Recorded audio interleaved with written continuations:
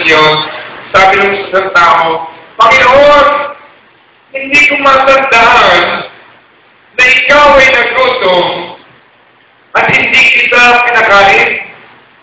Hindi ko matandaan na ikaw ay nauhaw, hindi kita binigyan ng inumin. Hindi ko matandaan ikaw ay nagkasakit at hindi kita dinalaw. Hindi ko matandaan ikaw ay nabilanggo nang hindi kita pinagmalasakitan.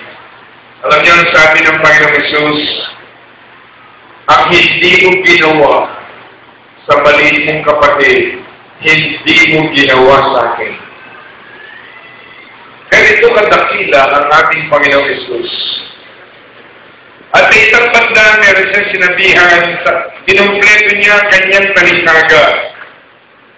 Ang sabi ng Panginoong Hesus, sa araw na yun, sasabihin ko dito sa mga taong ito, ako'y nagutom, ako'y iyong pinakain. Ako'y nauhaw, binigyan mo ko ng inumin. Ako'y nagkasakit, ako'y iyong dinalaw at pinagdasal. Ako'y nabilanggo, ako'y iyong pinagmalasakitan.